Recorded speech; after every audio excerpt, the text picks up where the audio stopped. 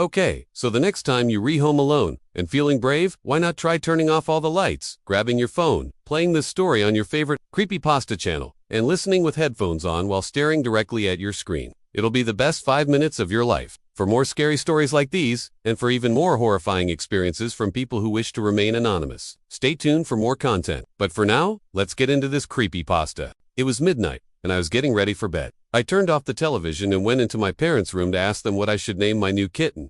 They were asleep. As I walked out, I saw a VHS tape lying on our TV stand. It looked antique. I remember having such tapes when I was young, but not recently. Plus, we don't have a VHS player anymore. Why would there be a random tape here? Still, it was a rainy night, and I had nothing better to do, so I put it in the player. The tape was filled with static, and a few seconds in, I heard a voice whispering, "Don't watch." It sounded like my name. Of course, I continued watching. It was probably a prank by one of my brothers. Suddenly, the video changed. I saw a dark room in an old CRT television. The video seemed to be recording itself. Then I saw a faint glowing screen illuminating a VHS tape on a wooden table. It almost looked exactly like the tape I was watching. It felt surreal. There were no labels on the tape, only scratches and a faded design on the casing. The tape began to play again, and the whispers grew louder. I had a strange urge to record myself and put the tape back, so I grabbed my phone and recorded a quick video message.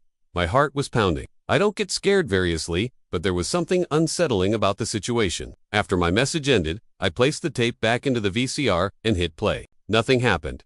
I fast-forwarded the tape. A minute later, the screen flickered again. This time, the tape showed a dark forest path at night. A man holding a camcorder ran through the trees. He stumbled over tree roots and fallen branches, making loud, distressed noises. Behind him, what sounded like heavy footsteps could be heard stomping closer. The camcorder's battery icon blinked, indicating low power. The man panicked and ran faster. "Help me!" he cried. The camera fell to the ground, knocking the battery icon off the screen. Only static remained. Moments later, I heard a loud banging on my door. Startled, I jumped. I didn't think anything of it. It was probably my brother being annoying again. I pressed the play button. The static returned, but it was different this time. It seemed to pulse, like a heartbeat. And then I heard my name whispered again, but it sounded different, deeper, more distorted. And suddenly, the screen cleared. On it sat a camcorder facing away from me. The camera's red record light flashed. Then it turned slowly toward me and began zooming in. I stood up frozen in fear, unable to move or scream. I tried to run, but I couldn't bring myself to look away from the screen. The last thing I remember was the cold floor and a pair of glowing eyes. When I regained consciousness, I was in my bed. The morning sun streamed through my window. At first I thought it was a dream, but then I remembered. The tape wasn't there anymore. I quickly got out of bed and ran to the living room. The television was off and there was no sign of the tape. Maybe my brothers had taken it. I searched for them, but they were nowhere to be found. The house was empty. Then, I saw it. The VCR was on the coffee table, and the tape was inside. Confused, I asked myself, why was it still here? Was this all just a dream? Had I imagined it? I hesitated, torn between my desire to understand what had happened and my fear of whatever lay dormant on the tape. But curiosity overwhelmed my apprehension. I placed the tape in the VCR.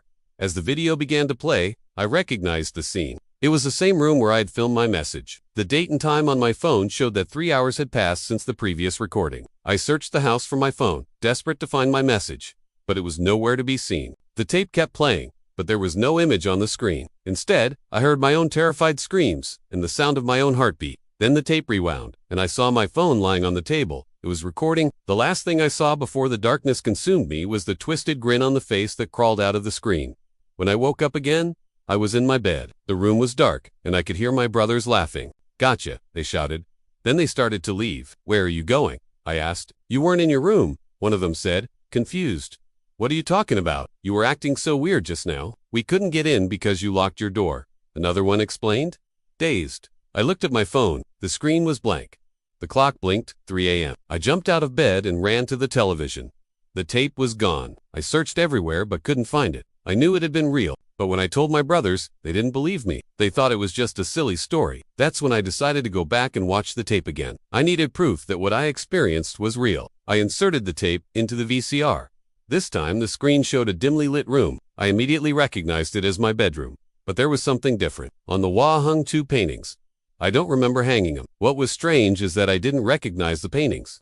They looked ancient, like they belonged in a museum. One painting showed a dark forest path. I instantly recognized it from the video. The other was a portrait of a distorted face that made me sick to my stomach. Then I heard a knock on my door. I froze. No one was supposed to be there. My brothers had gone out hours ago.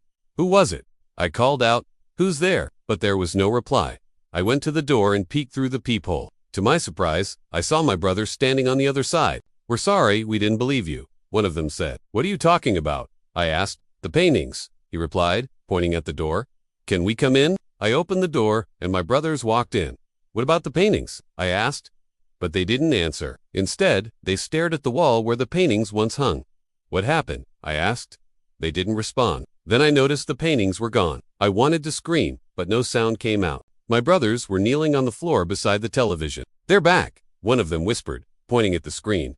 The static had returned. The video began to flicker again, showing the man holding the camcorder in the forest. And I realized it was happening again. I grabbed my phone and dialed my number. It rang and rang until it went to voicemail. That's when I heard my own voice from the tape saying, "Please don't watch this. Please." I slammed the phone down, but it kept ringing. The sound of the ringing echoed in my ears and merged with the voices from the tape. I tried to escape, but wherever I went, the voices followed me. The walls seemed to close in on me. I ran to the window and smashed the glass. As I climbed out, I looked back. My brothers were still kneeling by the television. They hadn't moved, and that's when I heard the last words spoken on the tape. "Now turn around." I did as I was told. I slowly turned around and never looked back.